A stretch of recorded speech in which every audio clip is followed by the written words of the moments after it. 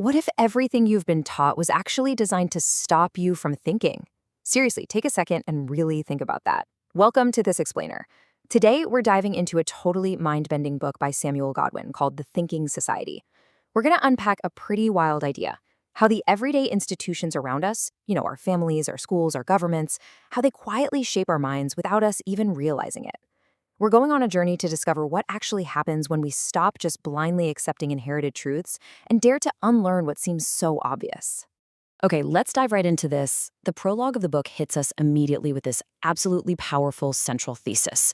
It asks, what if every lesson taught was a carefully placed brick in a wall you never knew existed? I mean, wow. It completely challenges the very foundation of what we even consider knowledge. Like, we are all taught that knowledge is power, right? But the source text flips that on its head and asks, what if knowledge is also control? From learning the alphabet to scrolling through the daily news, the book suggests that a quiet, invisible decision has already been made about exactly how we should think and who we're supposed to become. So, what's really interesting is how the source material actually defines a thinking society. It isn't just about getting straight A's or being highly educated. It's defined as a society that embraces independent, critical thought and actually dares to unlearn inherited truths, rather than just merely thriving on conformity. It's asking you to look in the mirror and reflect. Are you truly thinking for yourself? Or are you just running on some inherited code handed down to you? It's a heavy question for sure, but it is the exact question the characters in the story are forced to confront. Section 1. The environments, parents, and teachers. The book brilliantly illustrates the totally flawed influence of parents. And the kicker is, even well-meaning parents can accidentally enforce conformity and emotional distance. Take the character of Raphael and his mother, Miss Sheila, for example. There's this really poignant scene where she discovers some money is missing. She immediately punishes Raphael, totally projecting her own unresolved trauma and anger, specifically over her husband leaving, right onto her son. She doesn't even stop to listen to his side of the story. And if she had, she would have known he spent his own money to buy school materials to help out a classmate. It perfectly shows how parents, totally blinded by their own pain, can unintentionally enforce these rigid judgments and just completely stifle their kids' emotional growth. Now, contrast that incredibly rigid home environment with the liberating methods found in the classrooms of New Beginning School. The source text beautifully contrasts traditional rote memorization, just repeating facts until you drop, with what it calls therapeutic civics and emotional intelligence. Teachers like Miss Temi T use civic education basically as a therapeutic tool. She asks students to reflect on how past events actually shape who they are today. And then there's Mr. Ibrahim, the English teacher, who literally teaches grammar by connecting it directly to his students' emotions and psychology. These educators are using emotional intelligence to spark critical thought, showing the kids that learning isn't just about absorbing random facts. It's about understanding themselves and the whole wide world around them. Moving on to Section 2, reclaiming personal agency. So, how do students react when they are actually given the tools to think? Let's look at how these young minds begin reclaiming their personal agency through a seriously high-stakes practical test. The school hosts this massive debate, and just look at the intellectual weight of these topics. I mean, these aren't your average middle school talking points. We're talking about corruption and morality, climate change and responsibility, empathy versus survival, the massive dual-edged sword of technology, media bias, and deep personal self-reflection. The students tackle these massive societal issues head-on.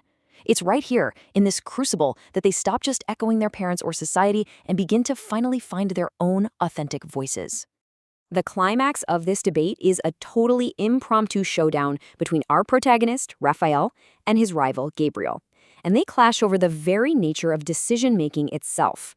Raphael argues that our choices are heavily swayed by external influence, like our childhood environments and societal struggles. Basically, he suggests that decisions are just the sum of outside influence and internal battles. Gabriel, however, counters with this fierce defense of personal agency. He argues that, while we are influenced, we absolutely do not have to be reliant on that influence. True strength, he says, is actively taking control of our choices, despite all the noise around us. And this brilliantly illustrates the core tension of the entire book. As Gabriel argues, decisions are tools of power. Strength lies in the ability to cut through influence. He's basically saying that true leadership and real change-making require breaking completely free from outside noise and expectations. Because think about it, if you just wait for society to validate every single choice you make, you're going to end up living someone else's life. It is such a powerful call to reclaim your own mind. But reclaiming your mind on a personal level, that's really just the very first step. The book scales this whole concept up to a much, much larger societal question. And I want to pose this direct question to you right now. How do we break the cycle of generational hatred? Like, how do we actually stop carrying forward the prejudices and conflicts that were literally handed down to us before we were even born?